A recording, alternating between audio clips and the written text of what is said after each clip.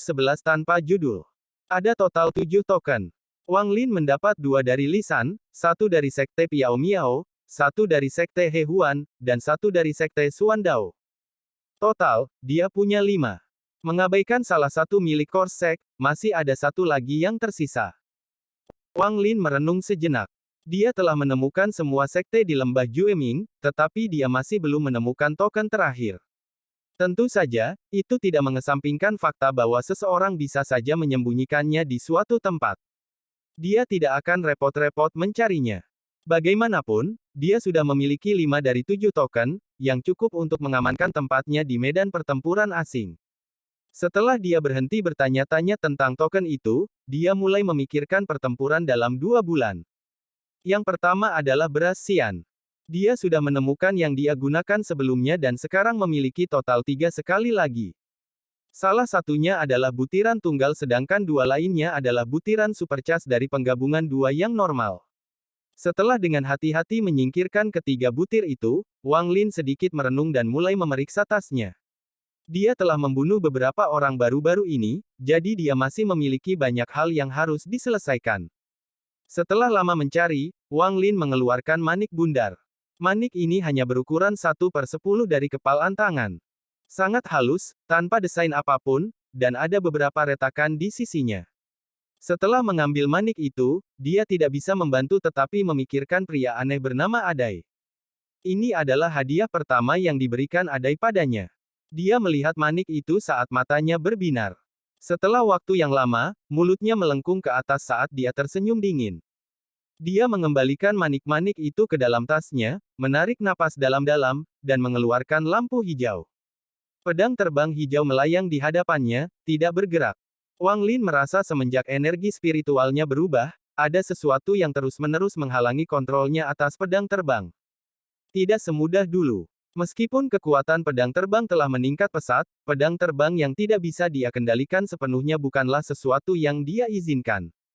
Oleh karena itu, Wang Lin memutuskan untuk menggunakan waktu ini untuk memperbaiki pedang terbang lagi. Kedua tangannya membentuk segel saat dia mengirimkan energi spiritual untuk mengelilingi pedang terbang. Kemudian, Wang Lin menamparkan tas pegangannya dan mengeluarkan labu. Pedang terbang adalah senjatanya yang dimurnikan dengan darah, jadi dia rela mengeluarkan banyak sumber daya untuk itu. Dia mengatupkan giginya dan menuangkan sepertiga cairan yang tersimpan di dalamnya. Di bawah kendali Wang Lin, cairan roh berisi energi yin melayang di udara dan terkondensasi menjadi satu tetesan air. Tetesan air melepaskan gelombang energi yin yang menutupi gua dengan embun beku. Wang Lin menunjuk ke tetesan air dan tetesan itu segera bergerak menuju pedang terbang. Tetesan itu mendarat di ujung pedang dan menggelinding ke bawah bilah pedang, sampai ke ujung gagangnya. Segera, pedang terbang itu menjadi sebening kristal. Wang Lin menarik napas dalam-dalam. Dia menggigit lidahnya dan meludahkan darah. Saat dia memuntahkan darah, dia melambaikan tangannya dan darah berubah menjadi kabut, yang kemudian menutupi pedang terbang yang dilapisi cairan roh. Kabut darah perlahan memasuki cairan. Segera, cairan roh yang menutupi pedang terbang itu menjadi merah muda. Wang Lin menarik napas beberapa kali. Dia meludahkan lebih banyak darah saat tangannya menciptakan simbol. Setelah setiap simbol dibuat, dia akan melemparkannya ke pedang terbang. Perlahan-lahan, semakin banyak simbol muncul, dan setelah beberapa saat, semua darah habis. Wang Lin melihat pedang terbang dan tanpa sepatah kata pun, dia memukul dadanya saat energi spiritual di tubuhnya melonjak. Dia mendorong dadanya ke dalam dan meludahkan sedikit darah intinya. Wajah Wang Lin menjadi pucat, tetapi dia tidak ragu-ragu saat menggambar simbol dengan darah itu. Karena semakin banyak simbol muncul, bersama dengan bantuan darah esensi, cairan spiritual di sekitar pedang terbang itu sudah berwarna merah gelap dan bahkan berubah menjadi ungu. Setelah tetesan darah terakhir berkumpul di pedang terbang, Wang Lin berkonsentrasi dan berteriak, "Kumpulkan!" Dengan dengungan, pedang terbang itu bergetar hebat dan mulai bergetar semakin cepat. Wang Lin tidak panik saat dia melihat pedang terbang itu. Tangannya terus-menerus membentuk segel.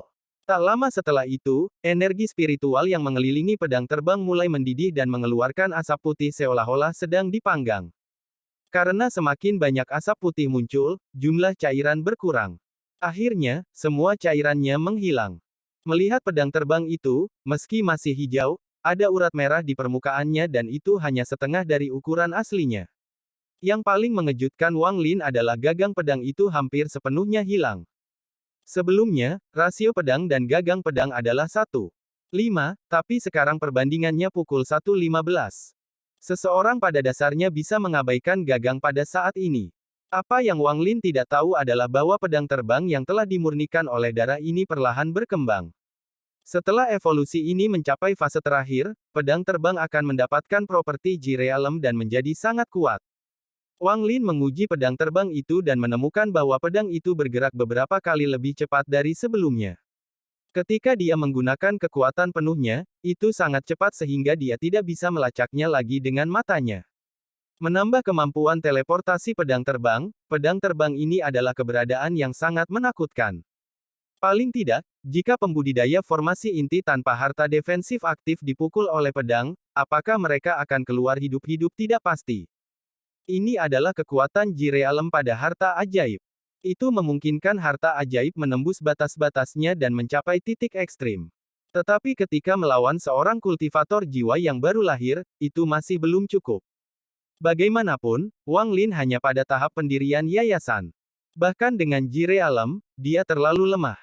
Ji Realm hanya akan menampilkan kekuatan aslinya saat Wang Lin menerobos ke tahap Naschen Soul. Saat itulah teror Ji Realm dimulai. Pedang hijau kecil saat ini bahkan lebih halus. Irisan es biru muncul dan menghilang dari pedang terbang itu. Semuanya terlihat sangat aneh. Wang Lin menelan pedang terbang itu lagi. Matanya berbinar saat dia menghitung waktu dan menemukan bahwa dia telah menghabiskan 1 bulan untuk memperbaiki pedang. Wang Lin memutuskan untuk menghabiskan sisa bulan berkultivasi di dalam manik-manik menjijikan di surga. Ia yakin bisa menembus tahap pertengahan pendirian yayasan pada akhir bulan ini. Bab 112 tanpa judul. Begitu dia mencapai tahap pertengahan dari Foundation Establishment, dia akan dapat menggunakan beberapa teknik yang kuat, seperti salah satu dari Core Sek yang akan memungkinkan dia untuk memanggil hantu untuk bertarung untuknya. Untuk mendapatkan bendera jiwa dari Teng Huayuan selama pertarungan mereka, Wang Lin memutar otak untuk mencari ide. Setelah membuat keputusan, dia mengeluarkan labu dengan cairan roh, menyentuh manik-manik, lalu memasuki surga menentang ruang manik. Wang Lin belum lama berkultivasi di dalam manik-manik. Melihat ruang tanpa batas, ada massa gas abu-abu di atasnya. Dia merasakan tekanan kuat datang dari gas. Area itu dikelilingi oleh lampu tipis dan panjang yang sangat redup. Ketika Wang Lin pertama kali memasuki manik, benda-benda cahaya ini tidak bergerak, tetapi setelah elemen air selesai, badan cahaya mulai bergerak secara acak. Wang Lin berdiri di dalam ruang dan mencoba menyentuh tubuh cahaya, tetapi tangannya langsung menembusnya. Tampaknya Wang Lin dan benda-benda cahaya ini berada di bidang yang berbeda, jadi tidak peduli seberapa keras dia mencoba untuk menyentuhnya, dia tidak pernah bisa. Meskipun dia tidak bisa menyentuhnya, dia bisa dengan mudah mengendalikannya dengan pikirannya. Hanya dengan pikiran, cahaya akan mulai bergerak, membentuk pola, menyebar, atau memadat.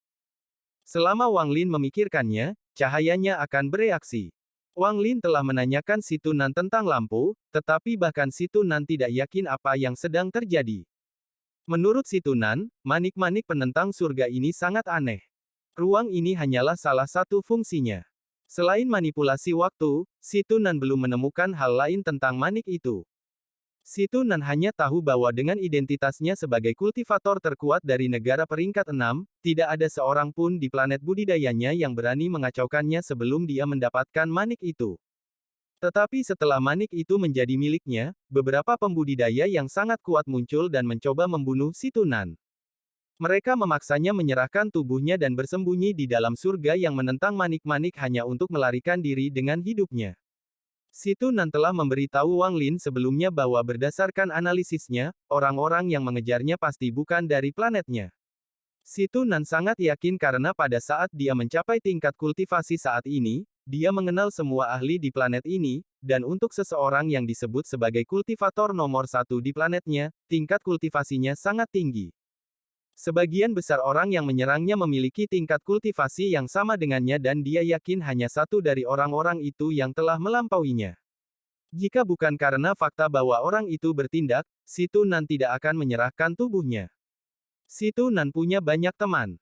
Jika hanya orang-orang dengan tingkat kultivasi yang sama dengannya, dia tidak perlu menyerahkan tubuhnya karena dia adalah pembudidaya nomor satu di planetnya, memberinya keuntungan lapangan rumah.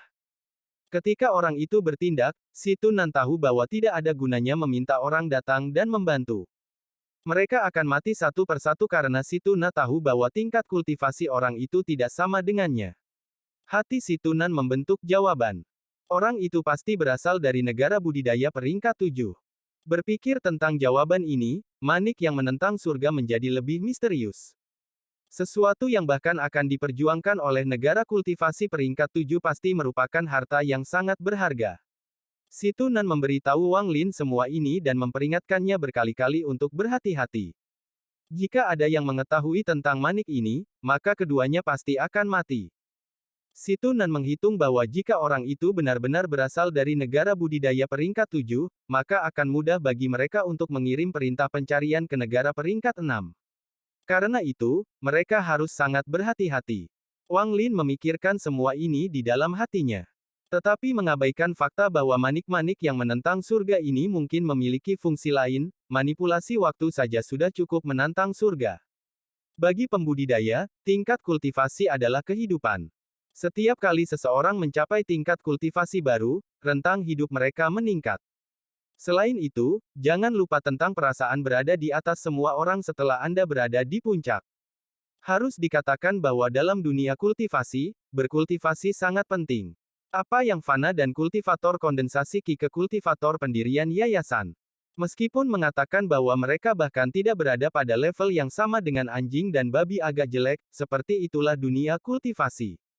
Demikian pula, di mata para pembudidaya jiwa yang baru lahir, pembudidaya pembentukan inti dan pembentukan yayasan dipandang sama dengan manusia dan pembudidaya kondensasi Qi. Dan jika seseorang berada di tahap transformasi jiwa, maka siapapun di tahap pemutusan roh dan di bawahnya adalah orang yang dapat mereka bunuh sesuai keinginan. Mata Wang Lin menunjukkan ekspresi tekad. Dia sudah mengalami kerasnya dunia kultivasi. Dunia kultivasi jauh lebih kejam daripada dunia fana dan dia harus menjadi lebih kuat jika ingin bertahan hidup. Dia harus menjadi begitu kuat sehingga semua orang takut padanya. Hanya dengan begitu dia tidak akan diganggu oleh orang lain. Jika level kultivasi saya adalah spirit severing atau transformasi jiwa, belum lagi Teng Li, bahkan jika saya membunuh seluruh keluarga Teng, Teng Huayuan tidak akan berani mengucapkan sepatah kata pun dan bahkan tidak berani mencari orang tua saya. Kekuatan, semuanya berpusat di sekitar kekuasaan. Hanya setelah menjadi kultivator yang kuat seseorang dapat menentukan hidup dan mati seseorang. Hati Wang Lin sakit saat matanya menjadi dingin. Dia menarik napas dalam-dalam, memejamkan mata, dan perasaan ketuhanannya menyebar di dalam ruang mimpi. Tak lama kemudian, kedua tangannya membentuk segel. Dia kemudian mengulurkan tangan dan meraih dengan tangan kanannya. Semua lampu berkumpul dan membentuk sebuah pintu. Ini adalah fungsi yang ditemukan si Tunan setelah manik-manik penentang surga menyelesaikan elemen airnya. Menggunakan cahaya sekitar untuk membentuk formasi yang memungkinkan Wang Lin bergerak bebas keluar masuk ruang mimpi. Wang Lin melangkah ke pintu. Tempat ini masih berada di dalam surga yang menentang ruang manik-manik, tetapi sekelilingnya tampak berbeda. Sebelum Wang Lin, ada raksasa setinggi lebih dari 30 kaki yang melayang di udara sambil duduk bersila. Ada banyak objek yang memancarkan cahaya mengelilingi raksasa itu. Setelah pemeriksaan lebih dekat, sosok raksasa itu sangat jelas, tetapi tampaknya ada pengumpulan energi yin di sekitarnya. Tubuhnya tidak kokoh, apalagi dadanya yang berlubang raksasa dan sepertinya siap menghilang kapan saja. Ada gelombang fluktuasi energi spiritual di sekitar tubuhnya. Pada titik ini, mata raksasa itu tertutup, tubuhnya bersinar, dan dia benar-benar mengabaikan Wang Lin. Wang Lin menatap raksasa itu. Ini bukan pertama kalinya dia melihat Naschen Soul si Tunan. Setiap kali dia melihatnya, dia kaget. Dia berpikir bahwa jika jiwa yang baru lahir begitu besar, seberapa besar tubuh si Tunan. Bab 113 tanpa judul. Si Tunan memberitahunya bahwa selama tahap transformasi jiwa, jiwa yang baru lahir berubah dan menjadi lebih besar. Namun, tubuh tidak tumbuh sama sekali dan jiwa yang baru lahir hanya sebesar ini ketika berada di luar tubuh. Wang Lin duduk bersila di tanah, mengambil labu, meneguknya banyak-banyak, dan mulai menyerbu menuju tahap tengah pendirian yayasan. Alasan dia melakukan ini di sini adalah karena si Tunan pernah memberitahu Wang Lin bahwa melakukan ini akan membantunya pulih. Waktu perlahan berlalu dan dalam sekejap mata, batas waktu untuk persidangan untuk memasuki medan pertempuran asing hampir tiba. Banyak pembudidaya telah tiba di luar lembah Jueming beberapa bulan yang lalu. Mereka semua menemukan lokasi terbaik untuk menyaksikan satu-satunya jalan keluar lembah Jueming. Karena semakin banyak pembudidaya tiba, area di luar lembah Juming menjadi semakin hidup. Tentu saja, jika ada orang yang memiliki dendam bertemu, mereka akan memulai pertengkaran besar. Karena medan pertempuran asing dibuka setiap 100 tahun, area dalam jarak 1000 km dari lembah Juming telah disiapkan dengan bangunan. Harus dikatakan bahwa pembukaan medan pertempuran asing mengumpulkan semua pembudidaya top di Zhao. Ketika waktu untuk membuka medan pertempuran asing sudah dekat, gedung-gedung ini menjadi pasar terbesar di Zhao. Semua pembudidaya di Zhao bertemu di gedung-gedung ini, membuat mereka sangat hidup. Banyak material dan harta sihir langka muncul di sini. Pada hari ini, banyak pembudidaya berkumpul di luar lembah Jueming. Ada pembudidaya dari semua sekte banyak di Zhao.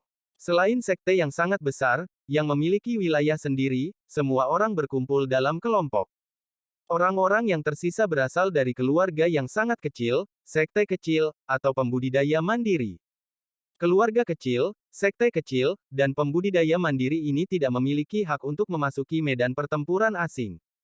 Mereka muncul berharap mendapatkan sesuatu. Setiap kali medan pertempuran asing terbuka, sejumlah besar energi spiritual bocor. Menyerap sedikit energi spiritual itu sama dengan berkultivasi selama berminggu-minggu. Melihat lembah Jueming akan segera dibuka, semua orang menemukan tempat untuk menunggu pembukaan. Siang hari pada hari ini, langit tampak biru dan matahari tinggi di langit. Suhu perlahan naik. Itu sangat panas, tetapi tidak ada pembudidaya di luar yang berpikiran karena perhatian mereka terfokus pada pintu keluar lembah Jueming. Penggarap yang berpengalaman semua tahu bahwa lembah Jueming akan terbuka tepat pada siang hari. Jika seseorang melihat dari langit di lembah Jueming, mereka akan menemukan bahwa itu berbentuk seperti labu. Mulut Gowot adalah satu-satunya pintu masuk. Di setiap sisi pintu masuk ada dua gunung yang sangat tinggi, dan di pintu masuk ada formasi segi 8. Formasi tiba-tiba mulai bersinar. Tidak jauh dari pintu masuk, para pembudidaya jiwa yang baru lahir dari Sekte Iblis berkumpul. Di antara mereka adalah sosok kurus Teng Huayuan. Matanya dipenuhi dengan kegembiraan dan niat membunuh saat dia menatap formasi di pintu masuk. Formasi menjadi semakin cerah, lalu 8 orang perlahan keluar. Mata Teng Huayuan dipenuhi dengan kekecewaan saat tangan kanannya mengeluarkan sebuah bendera. Dia meremas bendera itu dan salah satu jiwa di atasnya menghilang. Melihat 8 orang berjalan keluar, para pembudidaya Sekte Jueming mulai menunjuk dan berbicara. Mereka keluar. Lihat, mereka keluar. Biasanya, yang pertama keluar adalah yang kehilangan tokennya. Aku ingin tahu sekte mana itu. Petik 2. Apa ini? Mengapa ada begitu banyak orang? Biasanya, sekte pertama yang keluar memiliki jumlah orang paling sedikit. Petik 2. Mereka keluar. Saya melihat Zhou Yu. Mereka adalah murid dari sekte Piao Miao. Petik 2. Piao Miao kehilangan token mereka terakhir kali dan sekarang mereka kehilangannya lagi. Tampaknya salah satu sekte ortodoks terbesar tidak terlalu bagus. Jika sekte Futian saya pergi, kami mungkin akan menjadi lebih kuat. Petik 2. Brother Zhang, orang terkuat di sekte Anda hanya pada tahap awal formasi inti. Sekte Piao Miao dapat mengirim leluhur manapun dan mereka akan menghapus sekte Anda. Jika Anda bertanya kepada saya, sekte Piao Miao gagal karena murid dari sekte iblis terlalu kuat. Petik 2. Di antara 8 sekte teratas, selain dari sekte GMI, yang pembudidaya jiwa baru lahirnya telah meninggal, yang membuat mereka kehilangan hak untuk berpartisipasi, semua leluhur jiwa baru lahir dari 7 sekte yang tersisa hadir. Saat ini, kepala sekte Piao Miao Sekte, Xin Hai, wajah gelap saat dia diam-diam menatap pintu masuk. 8 anggota sekte Piao Miao berjalan keluar dengan ekspresi aneh di wajah mereka. Melihat semua orang di luar lembah dan mendengar obrolan mereka, wajah mereka memerah saat mereka berjalan dengan kepala menunduk menuju Xin Hai. Xin Hai mencoba yang terbaik untuk menahan amarahnya. Dia telah menghabiskan banyak sumber daya untuk mendapatkan hak memasuki medan pertempuran asing. Dia mengirim total 25 murid. 3 di tahap akhir dan 8 di tahap tengah pendirian yayasan. Meskipun murid yang tersisa semuanya pada tahap awal, dia membagikan banyak harta ajaib. Dia mati-matian pada kualifikasi kali ini tidak peduli apa, tetapi melihat sekarang, hanya 8 dari 25 orang yang selamat. Sementara Xin Hai sedang melihat 8 murid, leluhur dari Sekte Yuan Tian, bernama Sangguan Yun, ada di dekatnya dan menertawakannya. Dia berkata, "Saudara Xin, kalah dalam pertempuran untuk memasuki medan pertempuran asing bukanlah masalah besar. Pembersihan medan pertempuran asing cukup berbahaya. Biasanya, hanya 1 dari 10 murid yang keluar hidup-hidup. Sekarang Anda tidak perlu mengkhawatirkan murid-murid Anda lagi. Hanya 100 tahun lagi sampai tahun berikutnya." Petik 2. Xin Hai mencibir, "Saudara Sangguan, tidak perlu bersikap sarkastik di sini. Karena saya kalah taruhan, saya tidak akan mundur dari kesepakatan kita." Dengan itu, dia melihat ke 8 murid dan dengan murung bertanya, "Kakak laki-laki tertua Anda meninggal." Salah satu dari mereka berlutut di tanah dan berbisik, "Mereka semua mati, semua murid lainnya sudah mati." 7 lainnya berlutut di tanah. Wajah mereka dipenuhi ketakutan. Sangguan Yun mencibir di dalam hatinya, tetapi di wajahnya dia menunjukkan belas kasihan saat dia diam-diam menggelengkan kepalanya. Wajah Xin Hai tenggelam saat dia berkata, "Begitu banyak orang yang meninggal. Baik. Sekte mana yang membunuh mereka?" Petik 2. Murid pertama yang berlutut di tanah ragu-ragu. Xin Hai melambaikan tangannya dan penghalang mengelilingi murid Sekte Piao Miao. Sangguan Yun mengangkat kepalanya dan mencibir di dalam hatinya. Setelah menghalangi indera ketuhanan orang lain, Xin Hai memberi isyarat kepada muridnya untuk berbicara dan murid itu dengan cepat menumpahkan semuanya. Setelah Xin Hai selesai mendengarkan, dia terkejut dan matanya menjadi dingin. Setelah beberapa saat, dia dengan dingin mendengus dan berkata, "Kalian tetaplah di belakangku. Saya harus melihat siapa dia sebenarnya." Dengan itu, dia melambaikan tangannya dan penghalang itu menghilang. Sangguan Yun, yang berada di samping, berkata, "Mengapa rekan kultivator Sumei tidak ada di sini?" Bab 114 tanpa judul. Xin Hai memandang Sangguan Yun dan berkata, "Kakak senior pergi untuk menyambut utusan dari Menara Surga. Saya yakin dia akan segera datang." Petik 2. Saat itu, formasi kembali menyala. Semua orang di luar lembah berhenti mengobrol dan berbalik untuk menonton. Teng Huayuan mengepalkan tinjunya saat dia dengan muram menatap formasi itu. Dia sudah memutuskan bahwa saat Wang Lin muncul, dia akan menggunakan kutukan untuk berteleportasi di sebelahnya dan membuatnya menderita semua siksaan di dunia. Formasi bersinar terang dan 13 orang keluar. Wajah Teng Huayuan menjadi lebih suram saat dia mencubit jiwa lain di bendera. Dia mencibir di dalam hatinya. "Wang Lin, jika kamu benar-benar berhati dingin untuk tidak peduli dengan keluargamu dan tidak mau keluar, maka aku akan mengakui bahwa aku meremehkanmu. Tetapi bahkan jika Anda berhasil melarikan diri, setelah saya mencapai tahap pertengahan jiwa baru lahir, saya dapat meningkatkan kekuatan kutukan untuk menemukan Anda." Petik 2. Para pembudidaya di luar lembah mulai berbicara lagi. Pertandingan kualifikasi kali ini terlalu aneh. Sebelumnya, yang pertama keluar selalu memiliki orang paling banyak dan kemudian jumlah orang berkurang sejak saat itu. Mengapa kelompok kedua memiliki lebih banyak daripada kelompok pertama? Petik 2. Aneh. Saya merasa masalah kali ini sangat aneh. Petik 2. Sekte apa kali ini? Jika ada di antara Anda yang tahu, bicaralah dengan cepat. Petik 2. Ini adalah Sekte Hehuan. Aku kenal pelacur itu, Wang Ying. Selama dia muncul dalam jarak 100 kaki dariku, aku bisa mencium baunya. Itu betul. Itu adalah Sekte Hehuan. Petik 2. Saat orang-orang berbicara, wajah dari 2 kultivator jiwa baru lahir dari Sekte Hehuan, Cheng Huan dan Chen Yan, menjadi gelap. Mereka menghela nafas saat mereka saling memandang, lalu ekspresi mereka kembali normal. Murid dari Sekte Hehuan dengan muram bergegas menuju Cheng Huan dan Chen Yan dengan ekspresi kompleks di wajah mereka. Murid wanita terkemuka dengan cepat melemparkan giok transmisi suara kedua pembudidaya jiwa baru lahir ketika mereka tiba. Chen Yuan mengerutkan kening. Dia meletakkan batu giok di dahinya dan terkejut. Kemudian, dia dengan cepat melihat ke arah Wang Ying dan bertanya, "Apakah ini benar?" Wang Ying dengan hormat berkata, "Leluhur, kami melihatnya dengan mata kepala sendiri." Para murid di belakangnya semua sepertinya sudah tahu isi batu giok dan semua dengan cepat mengangguk. Chen Yan memandang semua orang, lalu mengambil batu giok dari Chen Yuan. Setelah memindai giok untuk waktu yang lama, dia tertawa dingin dan menghancurkan giok menjadi debu. Tiba-tiba, sepasang mata dari salah satu sekte ortodoks memandang mereka. Chen Huan dan Cheng Yan segera berbalik dan melihat Xin Hai mengangguk pada mereka. Chen Huan dan Chen Yan memperhatikan reaksi Xin Hai ketika murid-murid sekte Piao Miao keluar, tetapi tidak bisa menebak mengapa. Namun, setelah melihat batu giok, mereka menyadari apa yang terjadi. Teng Huayuan mengerutkan kening saat dia melihat Chen Huan, Chen Yan, dan Xin Hai. Dia tiba-tiba merasa bahwa sesuatu yang besar akan terjadi, tetapi dia tidak tahu apa masalahnya. Setelah berspekulasi sebentar, dia tidak tahu apa yang salah, jadi dia mendengus dingin dan menghancurkan jiwa lain di bendera. Pada saat itu, tidak hanya Teng Huayuan, tetapi semua sekte lainnya menyadari bahwa ada sesuatu yang salah.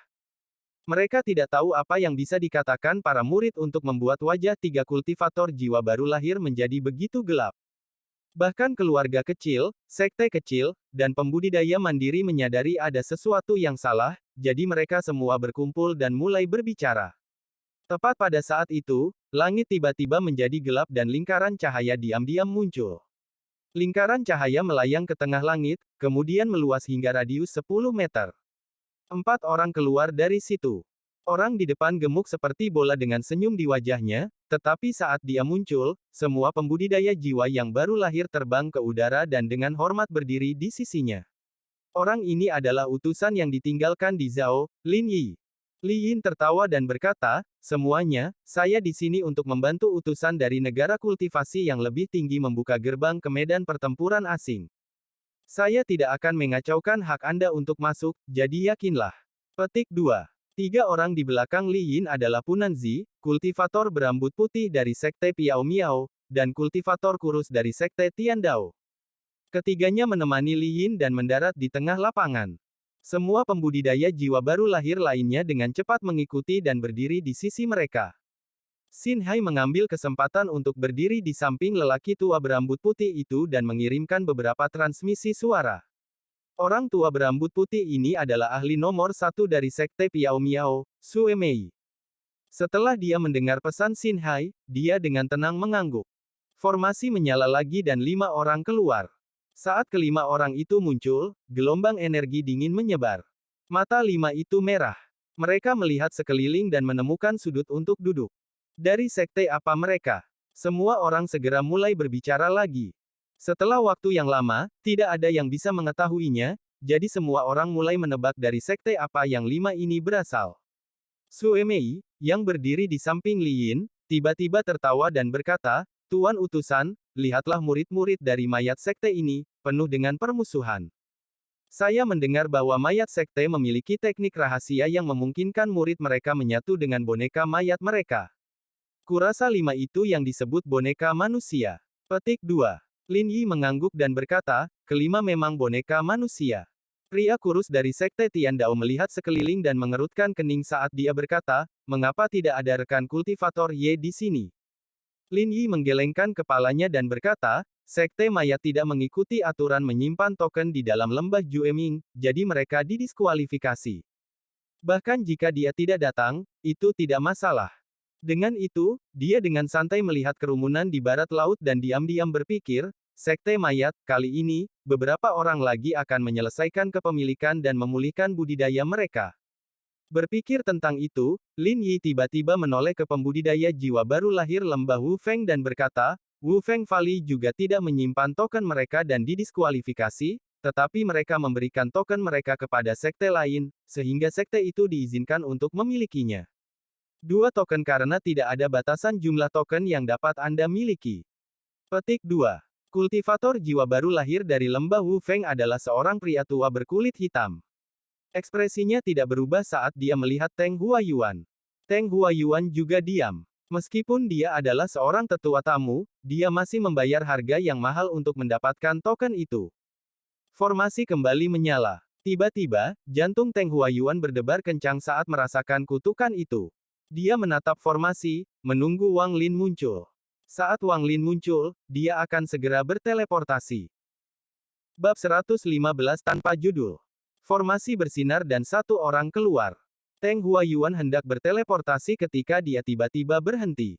Kemarahan meletus di dalam hatinya karena orang itu sama sekali bukan Wang Lin, tetapi seorang murid yayasan tahap awal dari lembah Wu Feng. Wajah Teng Huayuan sangat suram. Dengan tangan kanannya, dia menghancurkan selusin jiwa sebelum dia tenang. Saat murid itu muncul, dia dengan cepat berlari ke Teng Huayuan dan lelaki tua berjubah hitam itu. Dia berlutut di tanah. Suaranya dipenuhi ketakutan saat dia berkata, "Mati, mereka semua sudah mati. Bahkan saudara magang senior Wang Peng sudah meninggal. Aku jauh sekali, jadi aku bisa melarikan diri." Orang tua berjubah hitam itu menatap murid itu.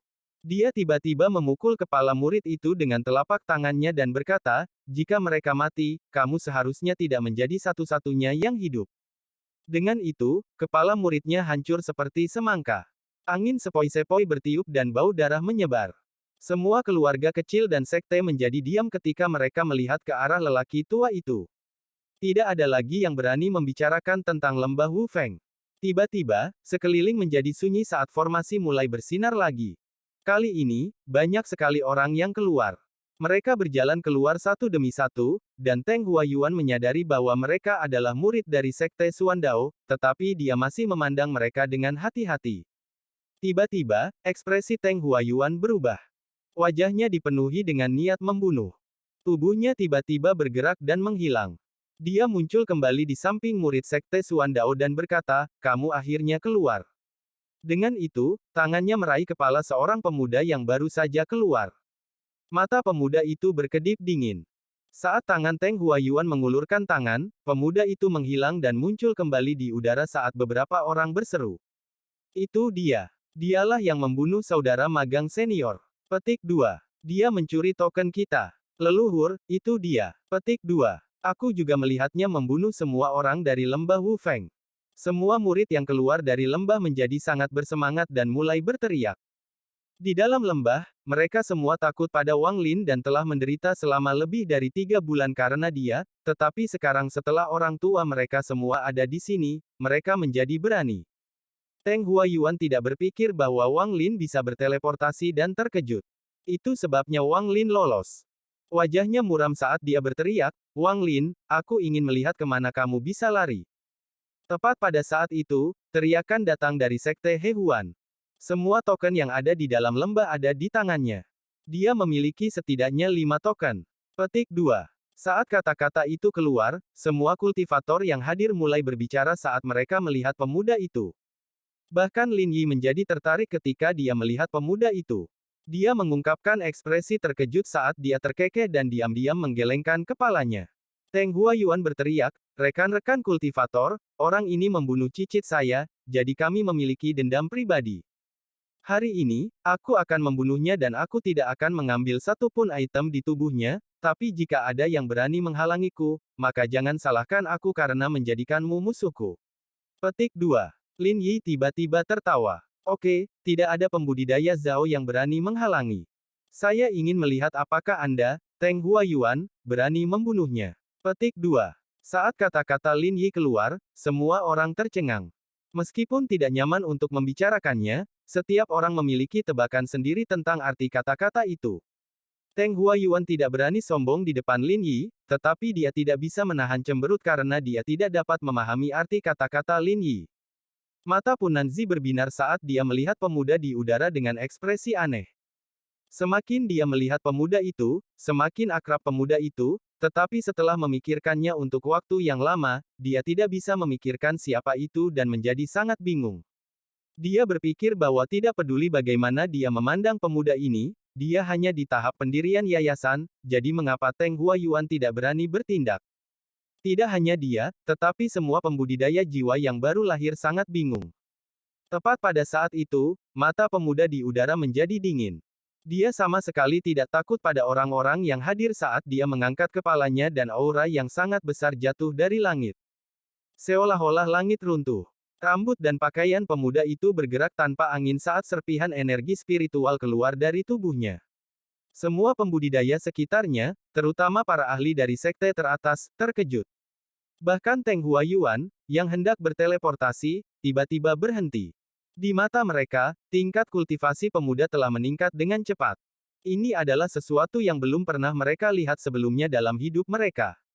Tingkat kultivasi pemuda beranjak dari tahap awal pendirian yayasan ke tahap pertengahan, kemudian ke tahap akhir. Ini dengan cepat meningkat ke formasi inti tahap awal, kemudian ke formasi inti tahap tengah, dan akhirnya formasi inti tahap akhir. Itu belum berakhir. Ketika dia mencapai tahap akhir formasi inti, riak tak terlihat dimulai dari masa muda dan menyebar. Naschen Sol setinggi 1 kaki muncul dan dengan cepat kembali ke tubuh pemuda itu. Lingkungannya begitu sunyi, itu menakutkan. Mereka tidak akan pernah berpikir bahwa mereka akan melihat tingkat kultivasi seseorang naik dari tahap awal pendirian yayasan ke jiwa baru lahir tahap awal. Dan itu masih belum berakhir. Pemuda itu mengangkat tangannya dan tingkat kultivasinya naik ke tahap pertengahan Naschen Sol. Hanya setelah dia mencapai tahap tengah jiwa baru lahir, dia akhirnya berhenti. Pada saat itu, wajah pemuda itu dipenuhi aura jahat, rambutnya bergerak dengan aneh, dan dia menunjuk Teng Huayan dan bertanya, apakah kamu berani bertarung denganku? Pada saat itu, untuk semua orang yang hadir, tekanan dari pemuda ini adalah 100% tekanan asli dari seorang ahli. Bahkan pembudidaya jiwa yang baru lahir terlihat tidak percaya di mata mereka. Lin Yi mengusap dagunya yang gemuk. Dia samar-samar tersenyum ketika dia mengamati pemuda itu dan diam-diam berpikir, bocah kecil keluarga mana yang datang untuk bermain di wilayahku. Dia memegang 1000 manik ilusi dari negara peringkat 5. Saya percaya bahwa dukungannya tidak kecil. Ribuan harta ilusi ini tidak umum bahkan di kota ilusi. Saya ingat manik ini dibagi menjadi 3 peringkat, dari jiwa baru lahir hingga transformasi jiwa. Semakin kuat maniknya, semakin tinggi posisi orang itu. Petik 2. Wajah Teng Huayuan sangat jelek saat dia melihat pemuda di langit.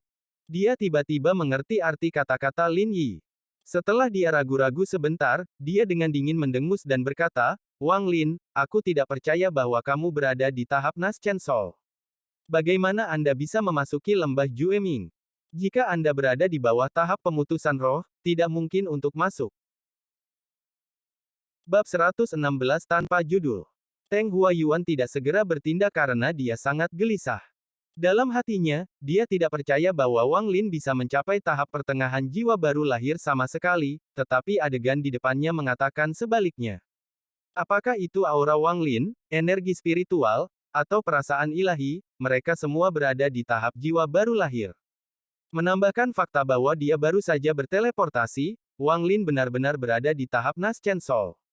Jika Wang Lin hanya pada tahap awal, maka Teng Huayuan masih akan bersedia untuk bertarung, tetapi tingkat kultivasi yang ditampilkan Wang Lin adalah Naschen Sol tahap pertengahan, jadi Teng Huayuan tidak bisa membantu tetapi berhati-hati. Semua orang yang hadir begitu fokus pada pemuda di langit sehingga tidak ada yang memperhatikan formasi bersinar lagi saat pemuda lain keluar dan berbaur dengan kerumunan. Dia menatap Teng Huayuan, yang berada di udara, lalu matanya terkunci pada bendera hitam di tangan Teng Huayuan. Teng Huayuan memusatkan semua perhatiannya pada Wang Lin. Meskipun dia merasakan fluktuasi dalam kutukannya, dia masih menatap Wang Lin. Dia melambaikan tangan kanannya dan sebuah jiwa keluar dari bendera kecil itu.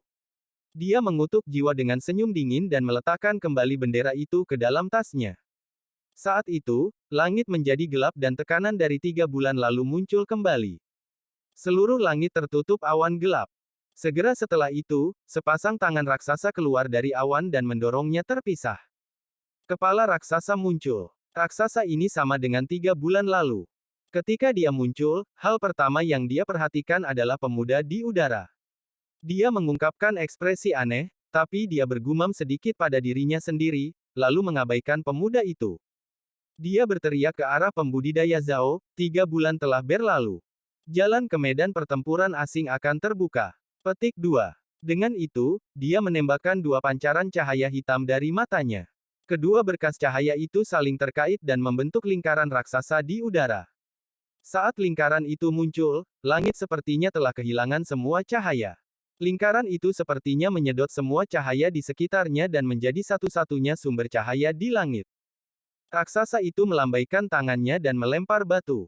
Saat batu itu muncul, itu meledak menjadi potongan-potongan yang berubah menjadi simbol aneh. Simbol dengan cepat tercetak di tepi lingkaran. Semua energi spiritual di Zhao dengan cepat berkumpul di lingkaran.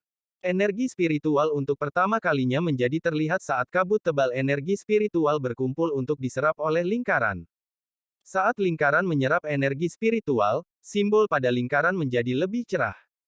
Akhirnya, sebuah film tipis muncul di lingkaran tersebut. Film itu hampir transparan. Orang bisa dengan jelas melihat bahwa di dalam film itu ada ruang kosong yang dipenuhi dengan tubuh yang rusak, harta karun ajaib, dan bahan yang melayang-layang. Wang Lin saat ini bersembunyi di antara kerumunan. Dia tidak melihat ke lingkaran, tetapi di pinggang Teng Huayuan, karena di sana tergantung tas hitamnya. Perubahan di langit berada di luar harapannya dan mengacaukan rencananya, tetapi tak lama kemudian, matanya bersinar dan dia dengan cepat menghitung. Perlahan, dia tersenyum. Raksasa itu tiba-tiba memotong jarinya dan mengeluarkan setetes darah. Tetesan darah bergerak seperti meteor dan mendarat di lapisan tipis. Lapisan tipis dengan cepat meleleh seperti air panas yang dituangkan di atas salju. Mata Wang Lin menjadi dingin saat dia menuangkan energi spiritual ke dalam harta karun yang diberikan adai padanya dan bergumam, serang. Wang Lin dengan hati-hati mempelajari harta ajaib ini selama 2 bulan kultivasi pintu tertutup dan menemukan bahwa orang yang dibentuknya bisa diubah.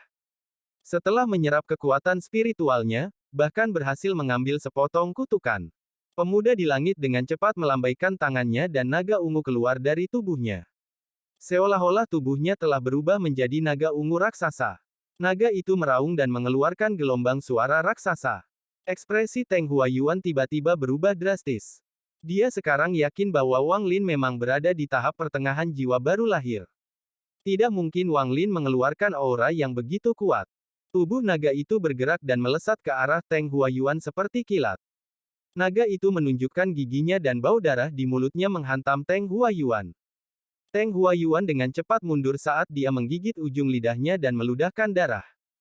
Darah itu berubah menjadi beberapa nyamuk besar yang menyerang ke depan untuk mencoba menghentikan naga raksasa itu. Setelah itu, Teng Huayuan dengan cepat menamparkan tas pegangannya dan mengeluarkan bendera sepanjang 7 kaki. Saat bendera muncul, angin dingin mulai bertiup.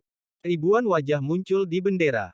Ekspresi mereka dipenuhi dengan rasa sakit saat mereka berteriak seperti orang gila. Tangan kanan Teng Huayuan mengibarkan bendera dan wajah-wajah di dalamnya terlempar keluar.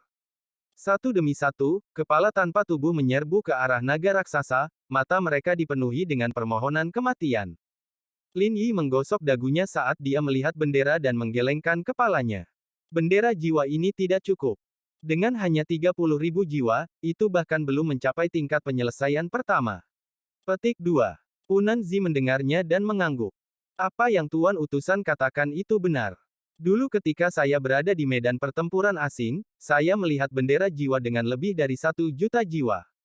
Kekuatannya memang menakutkan. Petik 2. Lin Yi terkekeh dan menggelengkan kepalanya. Itu hanya bendera jiwa yang sebagian lengkap dari negara budidaya peringkat 4. Sekte pemurnian jiwa di negara peringkat 5 Pilu memiliki bendera jiwa sebagai harta sekte mereka. Dikatakan bahwa jumlah jiwa di dalam bendera itu melebihi 1 miliar dan dikumpulkan selama ribuan tahun dalam sejarah sekte itu. Petik 2. Teng Huayuan mengibarkan bendera jiwa dan 30.000 jiwa terbang menuju naga raksasa. Dalam sekejap mata, jiwa-jiwa mengelilingi naga dan memasukinya, tetapi kemudian sesuatu yang aneh terjadi. Jiwa-jiwa itu tidak menemui perlawanan apapun saat mereka pergi ke naga itu. Seolah-olah naga itu tidak ada. Jiwa-jiwa masuk di satu sisi dan keluar melalui sisi lainnya. Bab 117. 30.000 jiwa keluar masuk naga seolah-olah mereka sedang mengadakan pesta. Teng Huayuan tercengang saat naga itu melewati jiwa dan menyerbu ke arahnya. Ekspresi Teng Huayuan menjadi sangat tidak tenang. Namun, dia tidak punya waktu untuk berpikir dan segera mundur. Dia melemparkan beberapa harta sihir pertahanan untuk menghentikan naga itu, tetapi tidak peduli harta sihir apa yang dilakukan, mereka tidak bisa menghentikan naga itu. Naga itu melewati mereka seolah-olah mereka tidak ada di sana, meraung, dan menelan Teng Huayuan. Ekspresi Lin Yi aneh. Dia memandang raksasa, yang sedang menikmati pertunjukan, dan menemukan bahwa ekspresi raksasa itu juga aneh. Keduanya saling memandang dan kemudian raksasa itu tertawa dan memandang naga itu dengan ekspresi main-main. Teng Huayuan hanya merasakan angin sepoi-sepoi saat naga itu melahapnya. Naga itu terlihat sangat ganas, tapi saat itu menyentuhnya, naga itu menghilang tanpa jejak. Sudah lama sejak Teng Huayuan merasakan keringat dingin, tetapi pada saat itu, punggungnya berlumuran keringat. Ilusi, wajah Teng Huayuan berubah dari hijau menjadi merah. Akhirnya, dia tidak bisa menahannya dan mengutuk dengan keras. Ini adalah pertama kalinya dia mengutuk sejak mencapai tahap formasi inti beberapa ratus tahun yang lalu. Dia ketakutan setengah mati oleh ilusi di depan semua pembudidaya Zhao. Kemarahan Teng Huayuan tiba-tiba mencapai batasnya. Dia dengan muram menamparkan tas pegangannya untuk mengeluarkan bendera hitam dan membunuh anggota keluarga Wang Lin satu persatu tepat di depannya, tetapi tepat pada saat itu, titik cahaya muncul di udara. Cahaya berkumpul dan pemuda itu muncul kembali. Tanpa sepatah kata pun, dia melambaikan tangannya dan kilatan cahaya Qian yang dipenuhi dengan dingin melesat ke arah Teng Huayuan. Teng Huayuan mencibir. Tidak hanya dia tidak mundur, dia malah maju. Dia mengulurkan tangan dan dengan sinis berkata, yang pertama adalah ilusi, tapi yang kedua mungkin bukan. Apakah hanya trik kecil ini yang Anda miliki, Wang Lin? Dengan itu, tangannya meraih pedang terbang itu. Ada kilatan cahaya hijau dan pedang terbang itu menghilang. Itu muncul kembali di belakang Teng Huayuan dan tanpa ampun dibebankan ke punggungnya. Ada suara denting saat pedang itu menusuk sebongkah logam. Pedang itu memantul ke belakang sangat jauh. Dari potongan pakaian Teng Huayuan yang robek, orang bisa melihat pelat emas dari baju besi. Cahaya dingin melintas di mata Teng Huayuan saat dia bergerak maju dengan ekspresi gelap. Dia muncul di hadapan pemuda itu dan meraih ke arahnya dengan garis-garis hitam yang membentang dari kuku jarinya. Di saat yang sama, dia melambaikan tangan kirinya dan 8 pilar darah muncul. Kedelapan pilar itu disatukan membentuk sangkar. Pada saat yang sama, pemuda di udara tidak hanya tidak panik, tetapi juga mengungkapkan ekspresi mengejek. Saat tangan Teng Huayuan mendekatinya, tubuh pemuda itu berubah menjadi titik cahaya dan perlahan menghilang. Dua butir cahaya Qian, satu besar dan satu kecil, muncul di tempat pemuda itu berada. Kedua butir Qian dengan cepat bertabrakan satu sama lain. Ekspresi Teng Huayuan tiba-tiba berubah. Pada saat itu, gelombang cahaya Qian menyebar dan langsung menutupi semuanya dalam radius 1 kilometer. Segala sesuatu dalam jarak 1 kilometer menjadi lautan es. Lin Yi menyipitkan matanya dan berpikir, menarik, pria kecil ini menarik. Dia tidak hanya memiliki manik 1000 ilusi kota ilusi, dia juga memiliki es biru sekte dunia bawah. Pedang terbang itu juga tidak normal. Meskipun itu tiruan, itu tetap kuat. Petik 2. Raksasa di langit juga terkejut saat dia melihat ke arah formasi di lembah Jueming dan mengeluarkan senyum aneh. Di langit, film dalam lingkaran yang dibentuk oleh dua naga hitam hampir seluruhnya meleleh. Itu akan terbuka. 8 pilar darah di sekitar Teng Huayuan mengeluarkan suara retak saat mereka langsung membeku dan kehilangan efeknya sebagai penjara. Pada saat yang sama, gelombang es biru dengan cepat naik ke kaki Teng Huayuan. Dia merasakan gelombang dingin memasuki tubuh ini, menyebabkannya menjadi kaku. Namun, dia tidak panik. Tingkat kedinginan ini tidak akan berpengaruh banyak padanya. Dia mengayuh ulang energi spiritual melalui tubuhnya dan pulih. Pada saat yang sama, Wang Lin, yang berada di pintu masuk lembah Jueming, tiba-tiba menggunakan salah satu dari dua teleportasinya yang tersisa. Dia muncul tepat saat cahaya biru menyebar. Dengan ketahanan tubuhnya terhadap dingin, dia tidak terpengaruh dan diam-diam muncul di belakang Teng Huayuan. Dia tahu bahwa dengan kekuatannya, dia tidak memiliki kesempatan untuk bertarung melawan seorang pembudidaya jiwa yang baru lahir. Teng Huayuan hanya perlu mengangkat tangannya untuk membunuhnya berkali-kali, jadi Wang Lin bahkan tidak berpikir untuk membalas dendam. Meskipun dia dipenuhi dengan niat membunuh, dia menekannya. Dia mengulurkan tangan dan meraih tas pegangan Teng Huayuan. Teng Huayuan memperhatikan Wang Lin saat dia muncul di belakangnya. Dia tiba-tiba menoleh dan melihat bahwa itu adalah Wang Lin. Dia mengerti apa yang sedang terjadi, tetapi tubuhnya masih belum pulih dari kekakuan, jadi gerakannya lambat dan kemunculan Wang Lin tiba-tiba. Pada saat dia melihat Wang Lin sudah ada di tas pegangannya. Teng Huayuan mengungkapkan ekspresi mengerikan dan berteriak, ledakan. Sebuah kekuatan destruktif tiba-tiba keluar dari tas yang dipegangnya saat tangan Wang Lin menyentuhnya. Kekuatan memasuki tubuhnya dan mengalir melalui lengannya. Ledakan dimulai dari ujung jarinya dan menyebar dengan cepat. Wang Lin mengatupkan gigi. Pedang terbang muncul, memotong tangannya, dan dia menggunakan kekuatan ledakan untuk mendorong dirinya mundur. Pada saat yang sama, tangan kirinya bergerak dan meraih tas pegangan dengan teknik tariknya saat dia dengan cepat melarikan diri. Ketika Teng Huayuan mendapatkan kembali mobilitasnya, dia melangkah maju. Dia langsung pindah dari area Qian Light dan mengejar Wang Lin. Dia menangkap dalam sekejap mata, mengulurkan tangan, dan berteriak, Wang Lin, menurutmu apakah hanya karena kamu memiliki tas yang kupegang, kamu akan dapat membukanya? Sejak kau membunuh cicitku, aku akan memurnikan jiwamu menjadi bendera jiwa dan membiarkanmu menderita siksaan yang lebih buruk dari kematian. Petik 2. Tangan kanan Wang Lin benar-benar hancur. Dia menggunakan energi spiritualnya untuk membekukan lengannya untuk menghentikan pendarahan. Dia tidak berani menyentuh tas pegangan Teng Huayuan. Dia memegangnya dengan teknik gaya tariknya. Teng Huayuan merasa sangat kesal karena harus berurusan dengan yayasan sebelum semua orang sudah menjadi hal yang sangat memalukan. Jika dia langsung menangkap atau membunuh Wang Lin, itu tidak akan terlalu buruk, tetapi dia ditipu ke dalam kondisi yang menyedihkan oleh ilusi dan kemudian es biru itu menahan tubuhnya untuk sementara waktu. Selain itu, meski hanya dalam waktu singkat, Wang Lin berhasil mencuri tas pegangannya. Dia tidak merasa lebih terhina daripada jika wajahnya ditampar, dan ini bukan hanya satu tamparan, itu seperti ditampar berulang kali. Yang paling membuatnya kesal adalah Wang Lin jelas tidak akan bisa bertahan dari satu pukulan, tapi tahu bagaimana berteleportasi. Ini sangat mengejutkan Teng Huayuan karena teleportasi adalah sesuatu yang hanya bisa dilakukan oleh para pembudidaya jiwa baru lahir. Selain semua ini, yang paling mengejutkan Teng Huayuan adalah tekad dan ketegasan Wang Lin untuk memotong tangan kanannya sendiri untuk menghentikan ledakan menyebar.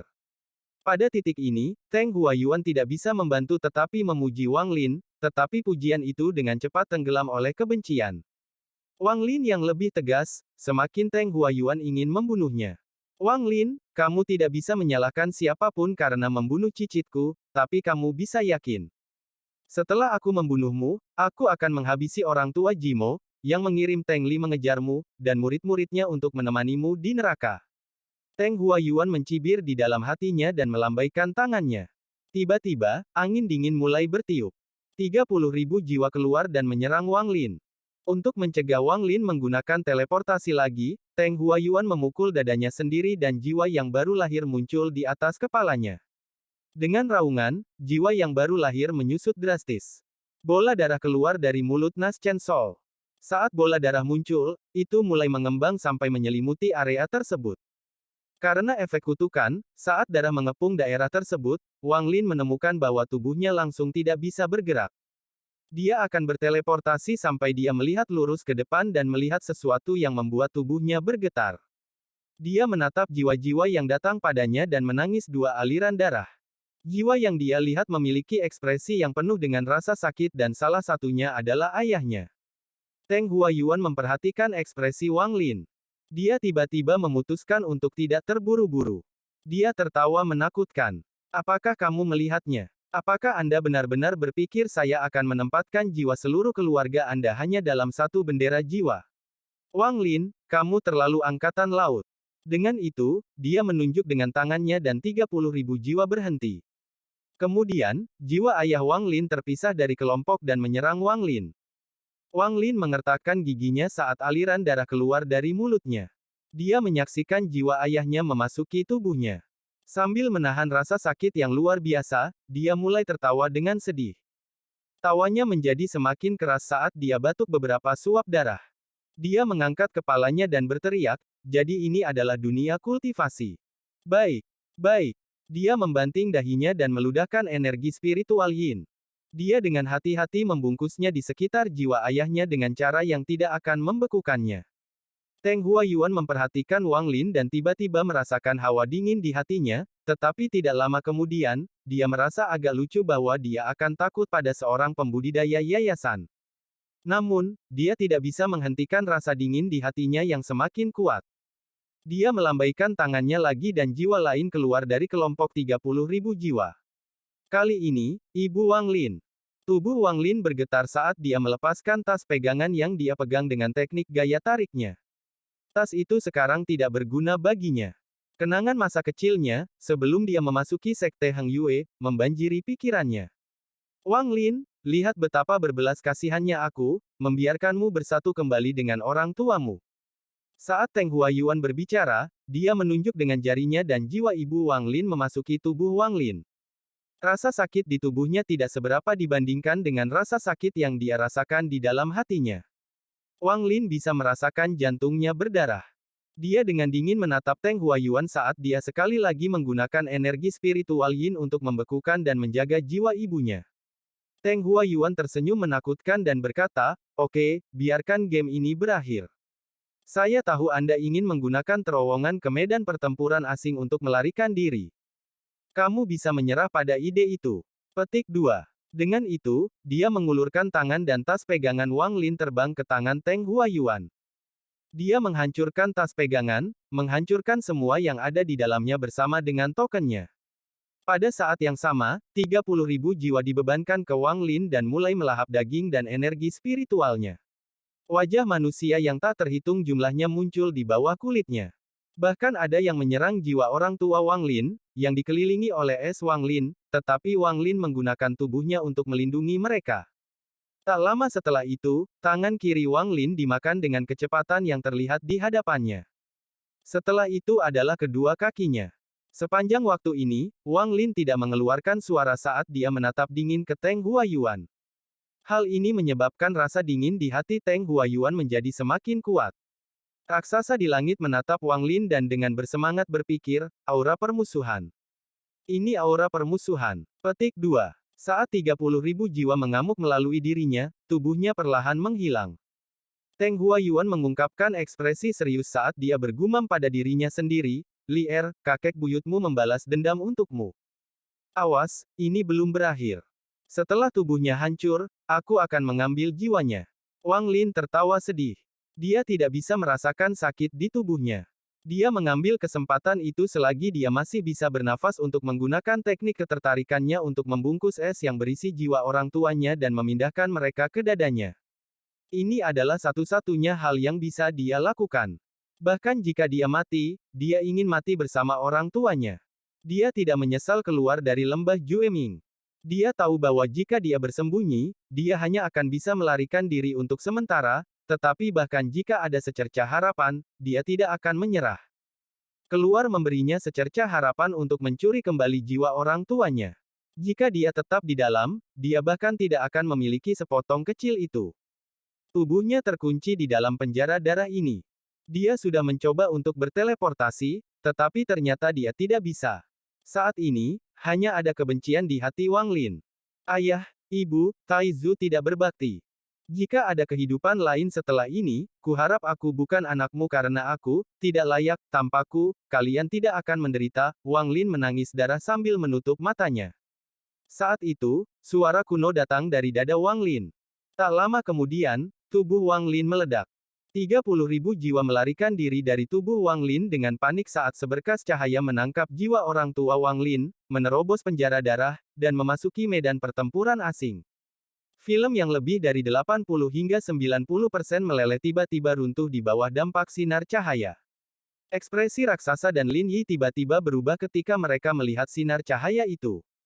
Lin Yi berteriak, "Ini," saat dia mulai, dia segera menutup mulutnya dan melompat ke medan pertempuran asing. Namun, saat dia menyentuh lingkaran yang dibentuk oleh dua naga hitam itu, dia terpental kembali. Bab 118 Medan Pertempuran Asing. Raksasa itu menunjukkan ekspresi keserakahan dan tertawa. Bagus. Penghargaan untuk ini akan menjadi milikku. Panen hari ini lumayan bagus. Pertama, saya melihat aura permusuhan dan kemudian saya melihat maniknya. Lin Yi, jika kamu berani bertarung denganku, aku akan membunuhmu. Dengan itu, raksasa itu keluar dari awan. Tubuhnya lebih dari 100 kaki tingginya. Itu mengeluarkan aura yang menekan orang. Suara retakan datang dari tubuhnya saat dia menyusut ke ukuran orang normal. Ada tanda palu di dahinya. Lin Yi berteriak, "Cih! Maksud kamu apa?" Raksasa itu menatap Lin Yi dan berjalan ke dalam lingkaran. Setelah masuk, dia melambaikan tangannya dan lingkaran itu berubah kembali menjadi dua naga. Portal menghilang tanpa jejak. Langit langsung menyala kembali dan awan menghilang.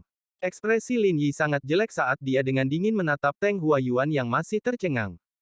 Dia tertawa dingin dan kemudian menghilang ke cakrawala.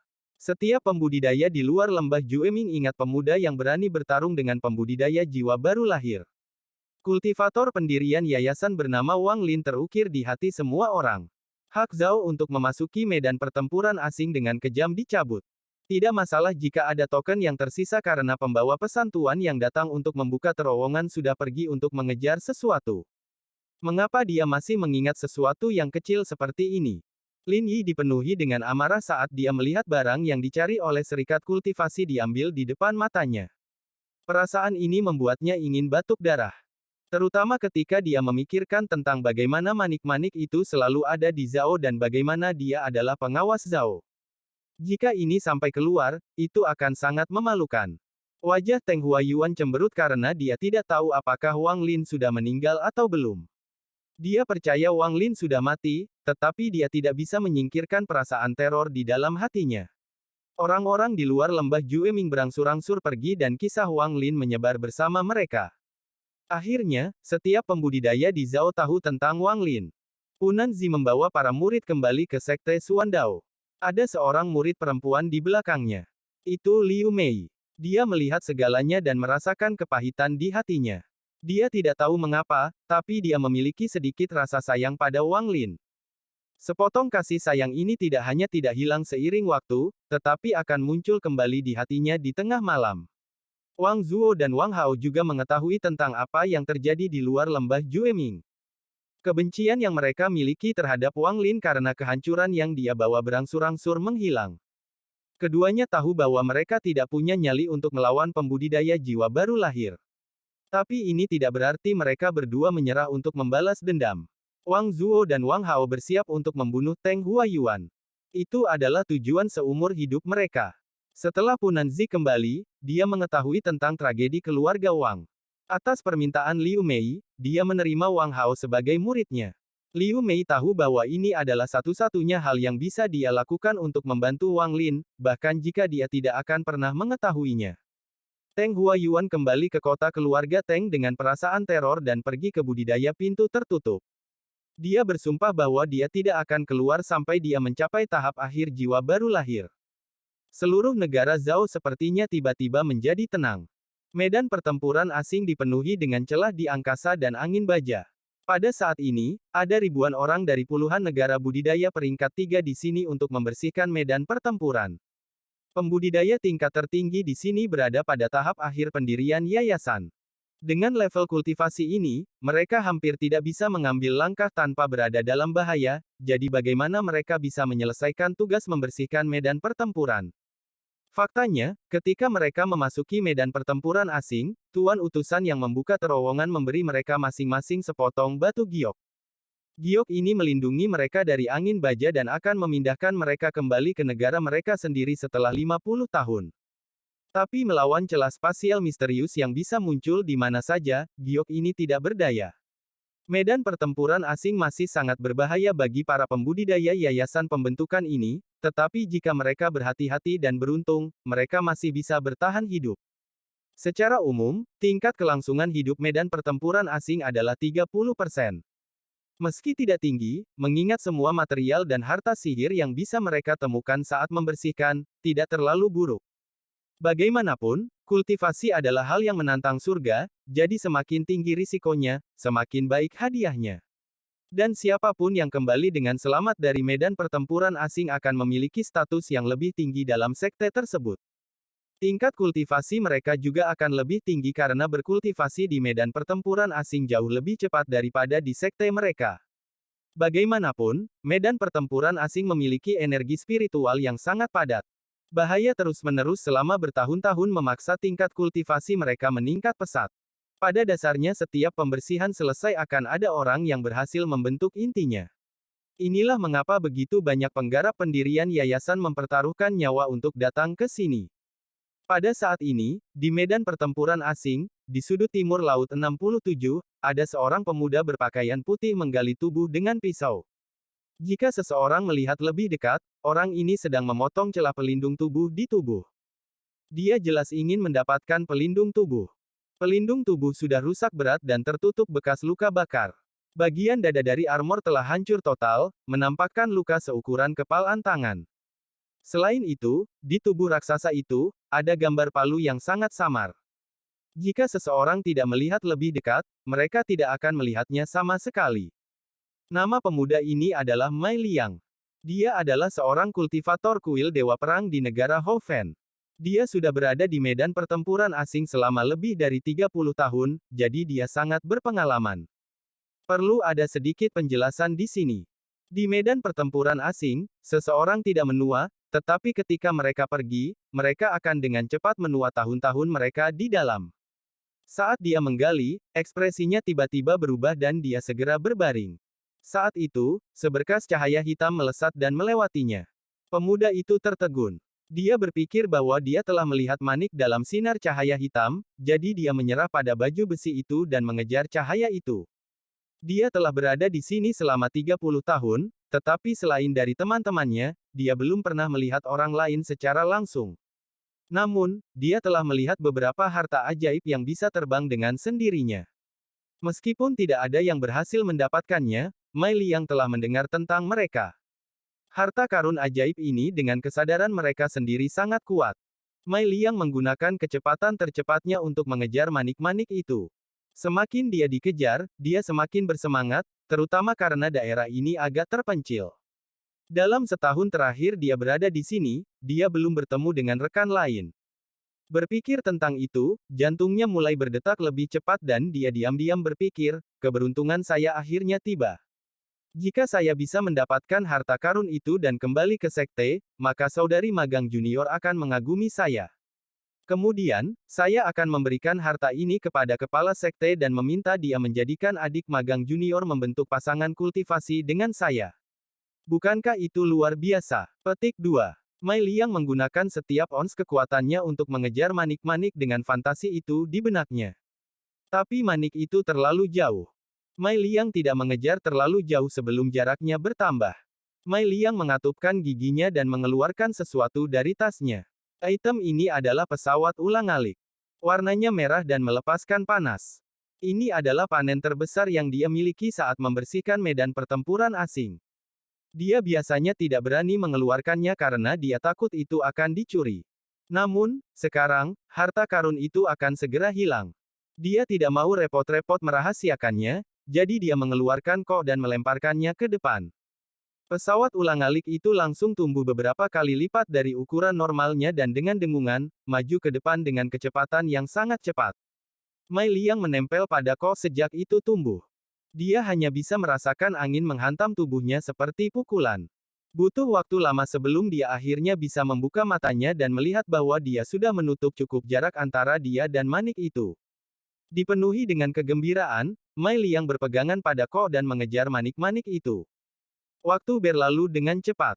Meskipun Mai Liang tidak tertinggal oleh manik itu lagi, tidak peduli seberapa keras dia mencoba, dia tidak bisa menyalip atau mengejar manik itu. Dia hanya bisa menjaga jarak saat ini antara dia dan manik itu. Tidak sampai 3 hari kemudian Mai Liang menyadari bahwa dia telah memasuki bagian asing dari medan pertempuran asing. Dia menjadi gugup. Harus dikatakan bahwa selain angin baja dan celah ruang, hal paling berbahaya di medan pertempuran asing adalah tempat asing. Tempat asing memiliki banyak bahaya. Sejumlah besar celah spasial bisa tiba-tiba muncul dan melahap segalanya. Mai Liang telah mendengar dari sesepuh bahwa medan pertempuran asing terlalu besar dan mereka hanya membersihkan sebagian kecil darinya. Dan hanya dalam porsi kecil itu, ada tempat-tempat yang mengandung banyak celah spasial. Saat dia ragu-ragu, dia tiba-tiba menyadari bahwa barisan garis putih yang sangat lebat muncul di hadapannya. Melihat garis-garis itu, ekspresi Mai Liang berubah saat dia memaksa pesawat ulang-alik untuk berhenti dan dengan cepat mundur. Dia terlalu akrab dengan garis-garis putih ini. Saat celah spasial muncul, pertama kali muncul sebagai garis putih ini. Segera, garis-garis putih akan melebur menjadi celah spasial besar yang akan melahap segalanya. Wajah Mai Liang pucat saat dia melihat sekeliling. Setelah menyadari bahwa hanya ada celah spasial di depannya, dia sedikit santai. Dia tersenyum kecut dan berkata, lupakan saja. Tidak ada gunanya mati demi harta yang aku bahkan tidak tahu efeknya. Saya belum bisa melakukan kultivasi berpasangan dengan saudari magang junior. Saya tidak ingin mati sia-sia di sini. Petik 2. Tepat pada saat itu, garis putih kecil muncul di depan sinar cahaya hitam. Tanpa ragu-ragu, sinar cahaya hitam masuk ke celah spasial. Mei Liang menghela nafas dan mengutuk. Celah ruang, kamu menelan harta karun lagi. Selama 30 tahun saya di sini, Anda telah menelan begitu banyak. Jika bukan 10.000, sudah 8.000. Kenapa kamu tidak bisa meninggalkan satu untukku? Petik 2. Dia baru saja selesai mengutuk ketika dia merasakan kedinginan saat seseorang menepuk pundaknya. Dia langsung berlumuran keringat dingin saat dia perlahan berbalik untuk melihat seorang pria parubaya. Ekspresi pria parubaya itu sangat jelek saat dia bertanya pada Mei Liang, anak kecil, apakah kamu melihat cahaya hitam itu? Mei Liang dapat langsung melihat pola palu di dahi pria parubaya itu. Dia menarik napas dalam-dalam karena dia telah melihat pola ini berkali-kali selama 30 tahun di sini. Dia telah melihatnya beberapa hari yang lalu. Dia mendengar dari beberapa tetua bahwa pola ini adalah simbol klan iblis raksasa dari negara budidaya peringkat 5. Anggota klan iblis raksasa dilahirkan dengan energi spiritual, jadi mereka memiliki tubuh terbaik untuk kultivasi. Mereka juga satu-satunya negara budidaya peringkat 5 yang hanya berisi satu sekte di seluruh negara. Orang-orang dari klan iblis raksasa hanya bisa dengan bebas mengubah tubuh mereka begitu mereka mencapai tahap transformasi jiwa. Karena orang ini tampak seperti orang normal, dia pasti ahli transformasi jiwa dari sekte setan raksasa. Tenggorokan Mei Liang terasa kering. Dia terlalu takut untuk berbohong, jadi dia dengan cepat berkata, "Senior, saya melihat sinar cahaya hitam itu.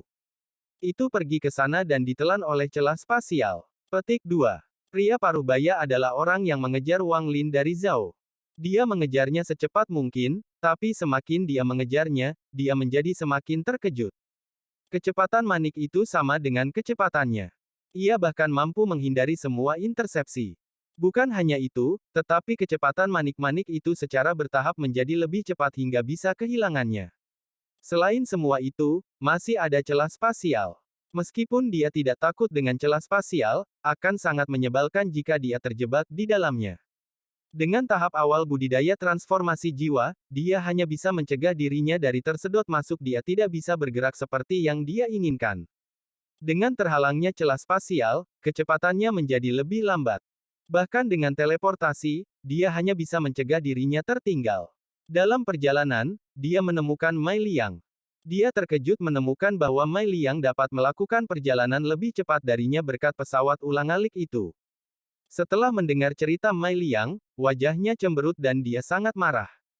Meskipun medan pertempuran asing sangat besar, itu masih memiliki perbatasan, tetapi tidak ada batas di dalam celah spasial. Bahkan jika dia kembali ke rumah untuk mendapatkan kultivator transformasi jiwa tahap akhir untuk membantunya, itu masih seperti mencari jarum di lautan. Tidak banyak harapan. Berpikir tentang itu, dia memandang Mei Liang. Dia mengulurkan tangan, mengambil shuttle dari Mei Liang, dan berteriak, "Benda ini sekarang milikku." Dengan itu, dia pindah dan terbang kembali ke tempat asalnya bahkan tanpa melihat ke Mei Liang. Setelah orang itu pergi, Mei Liang menyeka keringat dari dahinya, menghela nafas, dan dengan cepat meninggalkan daerah itu. Mei Liang tidak tahu bahwa orang itu sangat terkenal di negara kultivasinya peringkat 5. Namun, dia terkenal karena dia selalu harus mengambil sesuatu atau akan sia-sia jika tidak, seperti saat dia mengambil menara lampu Lin Yi. Bab 119 Jiwa Terbangun. Perpecahan spasial di medan pertempuran asing terjadi karena pertempuran yang tak terhitung jumlahnya yang terjadi di sini. Jika bukan karena serikat kultivasi datang dan menstabilkan tempat ini, itu sudah runtuh. Apa yang ada di sisi lain dari celah spasial adalah lautan bintang. Tempat itu dipenuhi dengan energi dan makhluk aneh. Ini tidak seperti tidak ada orang yang memasuki celah yang keluar. Namun, para pembudidaya transformasi jiwa tahap akhir itu berteleportasi segera setelah mereka masuk, sebelum kekuatan hisap mencapai kekuatan maksimumnya. Hal paling menakutkan tentang celah spasial di medan pertempuran asing adalah kekuatan isapnya. Bahkan pembudidaya transformasi jiwa mengalami masalah dengan itu. Pengisapannya sangat kuat sehingga bahkan dapat menyedot energi spiritual, jadi jangan pernah berpikir untuk melarikan diri. Itu hanya satu alasan mengapa mereka berbahaya. Alasan lainnya adalah tidak ada yang tahu persis di mana celah spasial terhubung. Mereka hanya mendengar dari beberapa pembudidaya yang sangat kuat bahwa ruangan itu gelap gulita dan bahwa indera ketuhanan Anda terperangkap di dalam tubuh Anda begitu Anda sampai di sana. Sebuah titik cahaya tiba-tiba muncul di celah spasial dan melayang di dalamnya. Jika seseorang melihat lebih dekat, mereka bisa melihat api jiwa bersinar redup. Waktu perlahan berlalu. Setelah waktu yang tidak diketahui, titik cahaya itu terus melayang di angkasa. Api jiwa itu menunjukkan tanda-tanda menghilang. Waktu berlalu dan cahaya masih sangat redup. Hanya bara api yang tersisa dari api jiwa. Suatu hari, bayangan raksasa tiba-tiba melayang menuju cahaya. Setelah diperiksa lebih dekat, bayangan itu adalah mayat besar. Tubuh ini sepertinya sama dengan tubuh anggota klan iblis raksasa. Namun, jika seseorang melihat dari dekat ke dahi tubuh itu, tidak ada palu, tapi kapak. Kapak hitam. Jika ada anggota klan iblis raksasa ada di sini, mereka akan langsung mengenali itu sebagai tanda dari suku leluhur mereka. Saat tubuh menyentuh cahaya, sekerat asap keluar dari tubuh. Asap mengambil sosok seseorang dan mengungkapkan tampilan serakah saat melompat ke arah cahaya. Ini adalah jenis makhluk khusus yang hidup di dalam medan pertempuran asing. Itu melahap segalanya, apakah itu tubuh, harta sihir, atau jiwa. Ia melompat ke arah tubuh, tetapi ia menjerit dan mencoba melarikan diri. Namun, cahaya itu langsung menyerap makhluk itu, hanya menyisakan tubuhnya. Setelah menyerap makhluk itu, cahayanya menjadi lebih terang dan api jiwa di dalamnya menjadi lebih kuat. Saat itu, Wang Lin bangun. Lebih tepatnya, jiwanya terbangun. Ketika dia bangun, dia tidak memiliki kesadaran karena dia hanya bola api jiwa. Perasaan yang sangat dingin datang dari dalam jiwanya. Ada api yang sangat besar di samping jiwanya. Meskipun api ini mengeluarkan aura jahat, Wang Lin tidak ragu untuk melompat ke arahnya. Cahaya tiba-tiba masuk ke kepala raksasa itu dan perlahan-lahan menetap di dalamnya. Jiwa Wang Lin dapat dianggap dikelilingi oleh nyala api iblis saat dinginnya pergi dan jiwanya berangsur-angsur tenang. Waktu perlahan berlalu lagi. Periode waktu ini bahkan lebih lama dari sebelumnya. Selama jangka waktu yang lama ini, tubuh Wang Lin perlahan-lahan melayang di medan pertempuran asing. Tidak pasti apakah itu karena tubuh itu berisi jiwa Wang Lin, tetapi lebih banyak makhluk itu yang mencoba melahap Wang Lin. Namun, mereka semua malah dimakan olehnya. Perasaan ilahi tumbuh lebih besar dan api jiwanya tumbuh lebih kuat. Semakin kuat dia, semakin banyak makhluk ini yang muncul seperti orang gila, ingin melahapnya. Wang Lin tidak tahu bahwa tubuhnya seperti mercusuar raksasa di dunia yang gelap ini. Wang Lin tidak tahu persis berapa lama waktu telah berlalu. Sejak dia bangun, dia merasa lapar dan telah melahap beberapa makhluk itu. Dia hanya tahu bahwa setiap kali dia melahapnya, dia bisa merasakan pikirannya menjadi lebih jernih. Akhirnya, suatu hari, Wang Lin teringat saat kelahirannya, 16 tahun bersama orang tuanya, hari-hari di Heng Yue Sekte. Dan akhirnya dia ingat Teng Huayuan. Gelombang kesedihan datang dari jiwanya saat dia menyadari apa yang telah terjadi. Di saat-saat terakhir, si Tunan mempertaruhkan dirinya untuk menyelamatkannya dan membawanya ke medan pertempuran asing. Saat itu pergi ke celah spasial, manik yang menentang surga mengalami perubahan. Lebih tepatnya, itu menghilang tanpa jejak. Tetapi Wang Lin dapat dengan jelas merasakan bahwa manik-manik penentang surga belum menghilang. Itu secara misterius menyatu ke dalam jiwa Wang Lin. Dapat dikatakan bahwa manik-manik penentang surga telah meleleh dan menyatu dengan jiwa Wang Lin. Karena inilah dia mampu melahap semua makhluk misterius dan kuat itu. Si Tunan tidak mati, tetapi memasuki kondisi tidur permanen. Hal terakhir yang dia lakukan sebelum tertidur adalah membungkus jiwa orang tua Wang Lin dengan jiwa yang baru lahir untuk tidur bersamanya. Orang tua Wang Lin bukanlah kultivator, jadi mereka tidak memiliki kesempatan untuk dihidupkan kembali atau memiliki tubuh. Wang Lin hanya ingin menjaga orang tuanya agar mereka tidak menghilang. Setelah dia memulihkan semua ingatannya, dia menyadari bahwa akal ilahi telah menjadi besar. Tubuh raksasa itu sepertinya tidak dapat menahannya lagi dan mulai hancur. Tak berdaya, Wang Lin meninggalkan tubuh raksasa itu. Rasa dingin kembali lagi. Dia melayang di angkasa, mencari tubuh berikutnya untuk dimiliki. Proses perjalanan melalui kehampaan untuk menemukan mayat yang berbeda ini berlangsung lama. Demikian pula, makhluk misterius terus mendatanginya untuk dimangsa. Jiwa ilahinya menjadi lebih kuat. Melahap makhluk kuat ini secara bertahap menjadi kebiasaan Wang Lin. Dia berhenti melahapnya sambil membela diri, tetapi dia secara aktif mencari mereka ketika dia tidak melakukannya. Atau bisa dikatakan Wang Lin sudah terlalu lama di sini. Cukup lama baginya untuk mencari ingatannya sendiri berkali-kali. Dia mulai menganalisis semua yang telah dia lakukan. Setelah dia selesai menganalisis semua yang telah dia lakukan, dia menyadari bahwa dia tidak punya apa-apa lagi untuk dilakukan. Saat itulah dia tiba-tiba teringat buku formasi yang dia beli. Dia segera mengingat isi buku itu dan mulai mempelajarinya. Ketika dia benar-benar menguasai formasi dasar dalam buku, dia jatuh kembali ke keadaan tidak ada yang bisa dilakukan. Dalam tahun-tahun yang tak terhitung jumlahnya ini, Wang Lin telah melihat banyak celah spasial yang mengarah ke pintu keluar, tetapi perasaan ilahinya menjadi terlalu besar untuk dibiarkan melalui celah spasial kecil ini. Tetapi dia menemukan bahwa ketika indera ilahinya tumbuh lebih besar, celah spasial akan retak ketika dia menabraknya. Namun, setelah satu atau dua tabrakan, celah spasial otomatis menghilang. Satu atau dua tabrakan tidak cukup untuk menyebabkan celah spasial runtuh. Itu karena akal ilahi tidak cukup kuat, jadi Wang Lin mulai melahap makhluk-makhluk itu seperti orang gila. Dia benar-benar menyerah pada gagasan menemukan tubuh untuk dimiliki. Sebaliknya, dia dengan cepat bergerak melewati kehampaan. Setiap kali dia menemukan salah satu makhluk misterius itu, dia akan segera bergegas dan melahapnya. Hidup ini berlangsung lama. Setiap kali dia melihat celah spasial, dia akan menghantamnya. Dia tahu bahwa dia akan mampu menyebabkan celah spasial runtuh dalam satu atau dua serangan dalam satu hari. Tetapi seiring berjalannya waktu, Wang Lin menemukan bahwa makhluk misterius di kehampaan itu sepertinya telah menghilang. Tidak peduli seberapa keras dia mencoba, dia tidak dapat menemukan yang lain. Jadi dia meningkatkan cakupan pencarian. Suatu hari, Wang Lin merasakan perasaan ilahi yang ukurannya mirip dengan miliknya.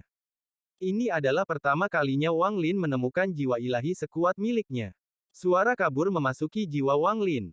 Anda lulus uji coba. Itu berkata. Wang Lin terkejut. Dia dengan cepat menggunakan metode yang sama untuk mengirimkan pesan. Bagaimana saya bisa pergi dari sini? Meninggalkan. Mengapa Anda ingin pergi? Tidak ada cara untuk pergi. Setelah pemilik suara mengirimkan pesan itu, dia perlahan mundur dan menghilang. Wang Lin merenung sedikit. Dia bisa mendengar kata-kata jiwa itu dingin. Dia menyadari bahwa di dalam kekosongan ini, ada jiwa dengan indera ketuhanan yang lebih kuat atau lebih kuat darinya. Mereka masing-masing harus memiliki wilayahnya sendiri. Begitu Wang Lin memasuki wilayah orang lain, itu akan menjadi pertempuran sampai mati dengan mereka. Setelah pertemuan yang tak terduga ini, Wang Lin pergi ke arah lain dan menemukan bahwa ada 3 jiwa lagi dengan indera ilahi yang besar seperti miliknya. Melalui beberapa pertukaran, Wang Lin menemukan bahwa dengan kekuatan saat ini, dia tidak dapat menembus celah spasial dalam satu atau dua pukulan. Tapi tekad Wang Lin untuk kembali kuat. Dia muncul dengan ide gila. Dia menyebarkan akal ilahi untuk menutupi seluruh wilayahnya. Semakin luas indera ilahinya menyebar, semakin kuat gangguan yang ditimbulkannya. Wang Lin dengan hati-hati mengawasi area yang dicakup oleh akal ilahinya. Di sebelah kanannya, celah spasial tiba-tiba muncul. Tanpa ragu-ragu, Wang Lin mengirimkan sebagian dari perasaan divinenya ke dalam celah spasial. Saat indera ketuhanan memasuki celah spasial, dia memotong bagian dari indera ketuhanannya. Saat celah spasial menghilang, dia kehilangan kontak dengan bagian dari indera keilahiannya. Ekspresi Wang Lin tidak berubah saat dia menunggu celah spasial berikutnya muncul. Bab 120 Kembalinya Wang Lin. Su Hao adalah murid generasi ke-6 dari Sekte Seni Roh di negara budidaya peringkat 3 di Julu. Dia duduk di atas sebuah batu raksasa. Dia menyortir keuntungannya selama bertahun-tahun ketika giok transmisi tiba-tiba mulai bergetar. Alis Su Hao berkerut saat dia meletakkan batu giok di dahinya. Suara yang sangat tergesa-gesa memasuki pikirannya. Cepat, datang ke arah 48 derajat barat laut. Sepotong rasa ilahi tanpa pemilik manapun muncul. Petik 2. Orang yang mengirim pesan itu adalah teman baik yang dia temui di medan pertempuran asing bernama Ge Yang. Mereka berdua adalah pembudidaya pembentukan yayasan tahap akhir. Mereka sering bekerja sama untuk membunuh orang demi harta mereka, jadi hubungan mereka sangat baik. Saat Su Hao mendengar ini, ekspresinya segera berubah. Dia menjadi sangat bersemangat. Rasa ilahi adalah hal yang paling berharga di medan pertempuran asing, bahkan lebih dari sekadar harta karun sihir. Hanya pembudidaya yang kuat yang jiwa baru lahir telah melarikan diri dari tubuh mereka, tetapi kemudian mati memiliki kesempatan kecil untuk meninggalkan sedikit akal ilahi. Su Hao tidak memahami penggunaan spesifik dari indera ketuhanan, tetapi dia tahu bahwa ketika dia memasuki medan pertempuran asing, pembawa pesan mencantumkan hal-hal yang diinginkan oleh negara-negara budidaya yang lebih tinggi, dan perasaan ilahi ditempatkan di 10 besar. Barang-barang di daftar harus diserahkan begitu mereka mendapatkannya dan mereka akan menerima hadiah tertentu untuk mereka. Berpikir tentang itu, Su Hao dengan cepat terbang ke barat laut. Setelah dia tiba, dia menemukan bahwa sejumlah besar orang telah berkumpul di sini. Di kejauhan, ada penghalang besar yang mengelilingi titik biru. Bintik biru ini hanya melayang di udara tanpa bergerak. Mata Su Hao menunjukkan keserakahan saat dia menamparkan tas pegangannya, mengeluarkan garpu hitam, dan menyerbu. Adapun Wang Lin, dia diam-diam menunggu celah spasial muncul. Tiba-tiba, 8 celah spasial muncul dalam indera keilahiannya. Potongan akal ilahi Wang Lin dengan cepat memasuki celah dan terputus. Dia telah mengirimkan 8 bagian dari indera ketuhanannya. Proses ini berlanjut saat perasaan ilahi Wang Lin menjadi semakin kecil saat ia mengirimkan bagian yang tak terhitung jumlahnya dari perasaan ilahi. Dalam 3 tahun ini, medan pertempuran asing telah memasuki keadaan gila. Sejak saat itu, ketika Su Hao dan Ge yang mengambil bagian dari indera ketuhanan, perasaan ketuhanan akan muncul setiap hari, menyebabkan semua orang di medan pertempuran asing menjadi gila. Tak terbayangkan rasa ketuhanan sebanyak ini muncul di medan pertempuran asing. Jika negara-negara budidaya atas mengetahui tentang peristiwa aneh ini, itu akan segera menarik perhatian mereka. Tetapi dalam 3 tahun ini, mereka tidak mengirim siapapun untuk memeriksa medan pertempuran asing. Medan pertempuran asing memasuki keadaan tidak stabil. Untuk beberapa alasan yang tidak diketahui, orang-orang di dalam tidak bisa pergi dan orang-orang di luar tidak bisa masuk. Penyebab masalahnya adalah keretakan spasial. Dalam dekade terakhir ini, ada terlalu banyak celah spasial. Beberapa pintu masuk dipenuhi dengan celah spasial yang tak terhitung jumlahnya. Para ahli dari negara budidaya peringkat 4 dan 5 sampai pada kesimpulan bahwa medan pertempuran asing akan segera runtuh. Jika bahkan jiwa yang baru lahir masuk sekarang, itu bisa menyebabkan keruntuhan. Adapun meminta negara budidaya peringkat 6 untuk memperbaikinya, harganya terlalu mahal. Bahkan jika mereka tahu tentang sejumlah besar indera ilahi yang muncul di dalam medan pertempuran asing, mereka tetap tidak akan melakukannya, dan itu dengan mempertimbangkan fakta bahwa harga akan dibagi di antara negara-negara budidaya peringkat 5. Dan yang paling penting, ada lebih dari 1 medan pertempuran asing, jadi tidak perlu memperbaikinya. Aturan umum yang pernah menjadi medan pertempuran asing tidak dapat dipertahankan lagi, itu ditinggalkan begitu saja. Tapi yang menyebabkan semua ahli menggaruk-garuk kepala adalah bahwa medan pertempuran asing ini seharusnya masih bertahan ribuan tahun sebelum runtuh. Apa yang bisa terjadi dalam dekade terakhir ini untuk mempercepat keruntuhannya? Mereka tidak tahu bahwa semua ini disebabkan oleh Wang Lin. Jika bukan karena dia membanting ke semua celah spasial, ini tidak akan terjadi. Aliran waktu di kehampaan berbeda dari aliran waktu di medan pertempuran asing. 100 tahun dalam kehampaan hanyalah 1 tahun di medan pertempuran asing. Untuk lebih akuratnya, waktu yang dihabiskan Wang Lin untuk membanting ke celah spasial adalah 7 tahun di luar, tetapi 700 tahun dalam kehampaan. 700 tahun pukulan terus-menerus dari Wang Lin menyebabkan medan pertempuran asing runtuh lebih cepat. Saat ini, tidak ada pembudidaya dari negara budidaya peringkat 4 atau 5 yang berani memasuki medan pertempuran asing. Mereka hanya dapat mengirim pesan ke pembudidaya di dalam.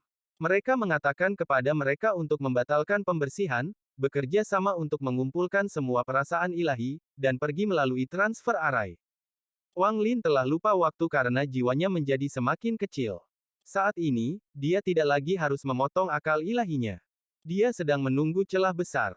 Pada hari ini, dalam pengertian ilahi Wang Lin, celah spasial beberapa kali lebih besar dari biasanya muncul. Tanpa ragu-ragu, Wang Lin masuk. Mei Liang telah mengarahkan pandangannya pada harta karun ajaib. Harta karun ajaib ini sangat mirip dengan cahaya hitam yang dia lihat sebelumnya. Keduanya bisa terbang sendiri. Dia telah mengejar harta karun ini selama 3 hari dan benar-benar lelah. Dia tersenyum kecut pada pedang ungu di depannya dan diam-diam berpikir bahwa jika pesawatnya tidak dicuri, dia bisa dengan mudah menyusul dan tidak akan terlalu lelah sekarang. Berpikir tentang pesawat ulang-alik, dia tidak bisa tidak memikirkan cahaya hitam itu. Dalam 10 plus tahun ini, dia tidak bisa tidak berfantasi tentang harta karun itu. Karena harta karun itu dikejar oleh anggota klan iblis raksasa, itu pasti harta karun yang menentang surga. Setiap kali dia memikirkannya, dia tidak bisa menahan nafas. Mei Liang bergumam pada dirinya sendiri, terowongan transfer untuk pergi dari sini tidak akan dibuka lebih awal atau terlambat, tetapi tepat ketika batas waktu 50 tahun saya habis. Tapi apapun yang terjadi, aku akhirnya bisa pulang. Dalam beberapa tahun terakhir ini menjadi terlalu berbahaya. Itu semua karena indera ilahi yang telah muncul. Setelah aku mendapatkan pedang terbang itu, aku akan kembali ke titik kumpul. Hehe, adik magang junior, kamu harus menunggu aku. Anda tidak bisa menolak saudara magang senior. Aku kasar dan hanya aku yang benar-benar mencintaimu. Petik 2. Tapi 50 tahun telah berlalu. Seperti apa rupa adik magang junior sekarang? Iya. Dia mengembangkan metode Dewa Perang dan aku mendengar bahwa metode itu memiliki kemampuan untuk membuatmu tetap terlihat muda, jadi paling banyak dia akan terlihat seperti 30. Jika dia telah menjadi seorang wanita tua, maka sebaiknya aku menyerah. Huff, dari lusinan orang dari kuil Dewa Perang yang datang ke sini, hanya tersisa 10 orang. Setelah saya kembali, para penatua akan memfokuskan sumber daya pada saya untuk membantu saya berkultivasi. Dan botol pil yang saya terima sebelumnya sangat kuat. 1 pil saja akan membuatku awet muda. Setelah saya pergi, saya hanya akan terlihat seperti pria muda berusia 20 tahun. Berkat itu, saya dapat memiliki wanita manapun yang saya inginkan. Mei Liang mengeluarkan senyum nakal saat dia tiba-tiba mendapatkan motivasi. Tepat saat Mei Liang merasa bangga, 2 berkas cahaya tiba-tiba mendekat. Dalam sekejap mata, mereka tiba di sebelah Mei Liang. Salah satu lampu menerobos melewatinya menuju pedang ungu, memperlihatkan seorang pemuda berusia 30 tahun. Ekspresinya menjadi gelap saat dia menangkap pedang terbang dan melemparkannya ke dalam tasnya yang dipegangnya tanpa berkata-kata. Dia kemudian berbalik untuk menatap dingin ke Mei Liang. Sinar cahaya lainnya mengungkapkan seorang pria parubaya berkulit hitam. Dia berdiri di belakang Mei Liang dan tersenyum tipis padanya. Ekspresi Mei Liang berubah saat dia berkata, Su Hao, Ge Yang. Dia mengeluh di dalam hatinya. Dia telah melihat orang-orang ini dari jauh sebelumnya. Keduanya memiliki nama buruk karena mereka suka membunuh orang untuk mencuri harta mereka. Mei Liang dengan tegas merobek tas pegangannya dan melemparkannya ke Su Hao. Rekan-rekan kultivator, inilah semua yang saya temukan selama saya di sini. Kalian bisa mendapatkan semuanya. Saya hanya ingin hidup saya, pintanya. Su Hao terkejut. Dia mengambil tas pegangan dan memindainya dengan akal ilahi. Dia tersenyum dan berkata, kamu adalah orang paling tidak berduri yang pernah saya temui, tapi juga paling praktis. Baiklah, aku akan membiarkanmu pergi kali ini. Scrum. Petik 2. Mei Liang santai dan hendak mundur ketika ekspresinya tiba-tiba berubah. Dia batuk seteguk darah saat pedang terbang menembus dadanya. Tubuhnya bergetar saat dia merasakan hidupnya terkuras habis. Dia memaksa tubuhnya untuk berbalik dan melihat Ge Yang saat dia berkata, kamu. Ge Yang melambaikan tangannya. Saat pedang terbang itu terbang kembali padanya, dia berkata, aku tidak bilang aku akan melepaskanmu. Dengan itu, dia pergi tanpa melihat Mei Liang. Su Hao membuat suara dan menggelengkan kepalanya. Dia tahu bahwa Ge Yang membunuh Mei Liang karena dia membenci fakta bahwa Mei Liang memberikan tas pegangan kepadanya. Dia dan Ge Yang memiliki kesepakatan. Tas pegangan adalah milik siapapun yang memegangnya lebih dulu dan mereka tidak bisa memperebutkannya lagi. Jika Mei Liang memberikan tas pegangan kepada Ge Yang, Su Hao akan melakukan hal yang sama. Kesadaran Mei Liang sudah kabur saat gambar adik perempuan magang juniornya muncul di hadapannya. Dia secara bertahap menutup matanya. Tepat pada saat itu, celah spasial besar muncul di sebelah Mei Liang dan jiwa besar menyerbu keluar. Saat jiwa muncul, itu berhenti dan dengan cepat mengebor ke dalam tubuh Mei Liang. Mata Mai Liang tiba-tiba terbuka. Sinar cahaya keemasan keluar dari matanya. Luka di dadanya sembuh dengan kecepatan yang terlihat. Segera, dia benar-benar pulih. Suara dingin keluar dari mulutnya. Teng Huayuan, aku, Wang Lin, kembali. Rasa ilahi. Kembali. Tiba-tiba, semua indera ketuhanan di medan pertempuran asing milik Wang Lin, apakah itu di dalam tas pegangan seseorang, disempurnakan oleh seseorang, di dalam tubuh seseorang, atau diperebutkan, semuanya mulai bergetar. Potongan-potongan perasaan ilahi satu demi satu berkumpul menuju Wang Lin dari medan pertempuran asing. Kepanikan yang belum pernah terjadi sebelumnya muncul di hati setiap kultivator yang memiliki sepotong indera ilahi.